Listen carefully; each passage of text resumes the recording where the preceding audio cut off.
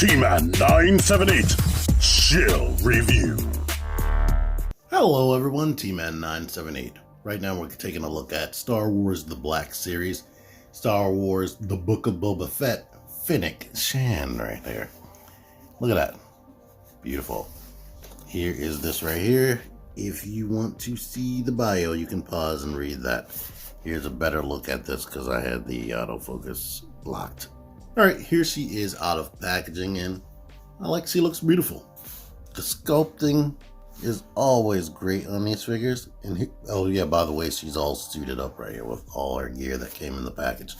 I know that's not how she exactly came, but yeah. And as you can see those eyes right there, even from this distance. That's cool. I like that. But as you know, with Black Series, they seem to be like the step cousin when it comes to articulation. I don't know whether the licensing is just so expensive, or the fact that each character is so different besides the stormtroopers and whatnot, or the troop builders, that they have to cut cost on articulation all the time. Well, they're trying to do things to make it better. But let's give you a close-up on these details on their outfit right there. Then I'll go into the articulation and the individual, let me pull her leg out, the individual accessories and whatnot. And let's let you see this helmet. The helmet does have weathering on it in certain areas, like definitely the brim and the top of it. So that's extra mile right there. They don't often do that on a lot of their figures. Let's take the helmet off. Here's what it looks like on there, and as you can see, it just slips right on, and it's not overly big. I'm liking that they can do that with these Star Wars figures that have the helmets that go on. Here is her rifle right there. It's actually painted on the strap in a couple of places. The strap seems to be attached right here. That is where, well, I guess they designed it in such a way where it can twist without ripping. So, and you see how pliable that is. Let me try to get it in her hand. All right, here we go. Her hands are very pliable, and I can confirm that these are attached by a little peg right there, a pliable peg, because I popped it out by accident trying to get the hands in there. I suggest stretching the fingers all the way, they're clenched like this, stretch them forward, stick them through the hole, and then the thumb will just go around into the thumb part right there, the grip. And this hand is designed to bend outward, while this one is designed to bend that way.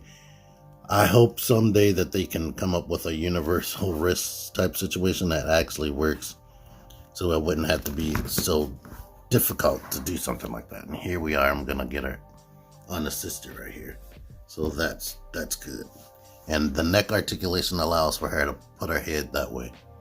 So let's get into the articulation now. Before we jump the gun on the articulation, here's the face. You can see she has a little scar in her eye.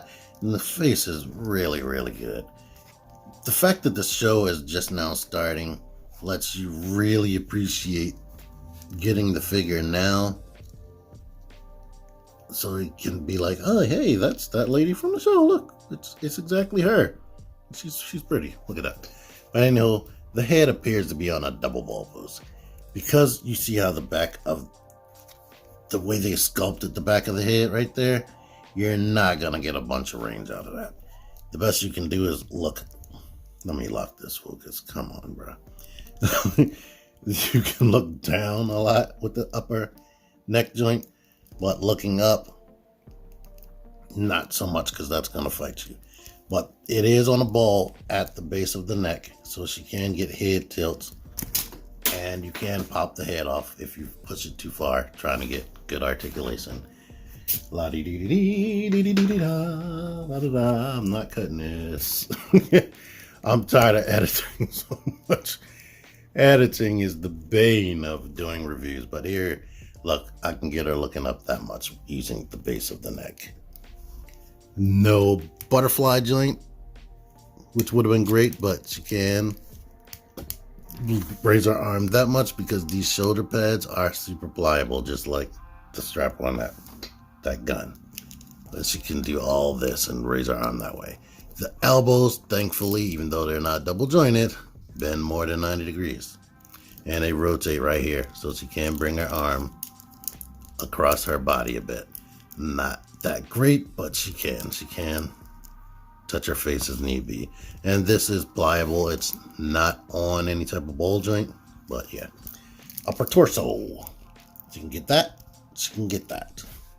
She can do side tilts and rotate, of course. Rotate tilts. Nothing in the waist.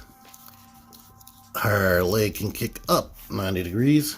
Can kick back some. Out to the side. You're fighting with this skirt piece, but it appears she can almost do a full split. In fact, the fact that she can go out this far is amazing to me. I would think it would be more restrictive. The knees, how they've been doing is going back old school again. They can bend that much, which is in this case 90 degrees, and rotate. And the ankle can kick forward, kick all the way back, and she has ankle pivot.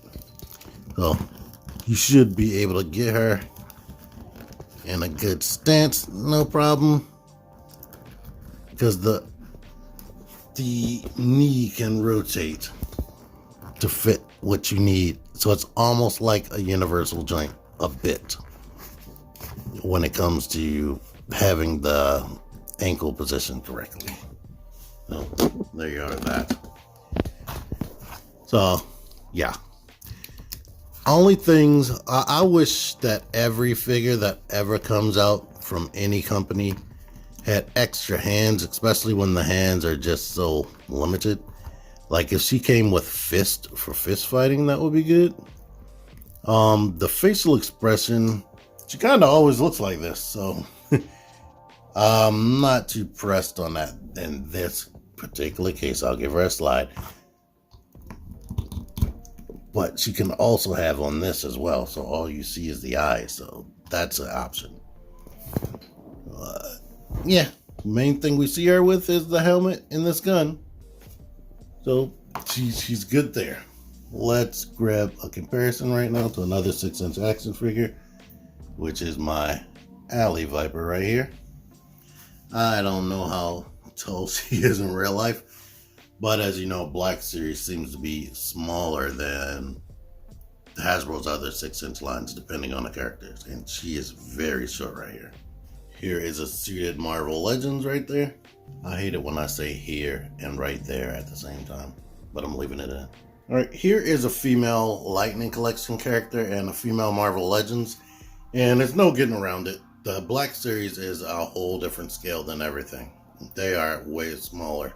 I mean, there are characters that are taller and seem like they could fit in with other lines, but for the most part, they are smaller. I don't have Boba Fett yet from this particular series, and my collection is just put up, and I don't feel like killing myself. Maybe if you ask me nicely, I will post a picture in the communities tab or on Instagram or something as I find something else to compare it to. But here is a droid that existed during her timeline. It's K2SO if you want to know specifically. So end of the day, this is a well sculpted and painted action figure, but just like most other Star Wars The Black Series figures, she costs the same amount as other Hasbro lines, but has the barest of minimums when it comes to articulation and accessories. So you just have to go in knowing that. If you collect this line, you probably don't care and you're used to it, so there you are. It's still a good figure and she has a nice face. Thank you for watching. Link in the description for Amazon. Actually, I got her from Hasbro Pulse, but I'm going to put a link in the description for Amazon. Thank you for watching. Until next time, T-Man978 out of here. Figure action. That one's me. Join the Syndicate Toy Hunters Facebook group. Link in the description. Click the videos. Click the fucking videos, baby. Click the videos. You should really click these videos. Click click the videos, click those in videos, baby, click the videos. You really should click those videos. Click the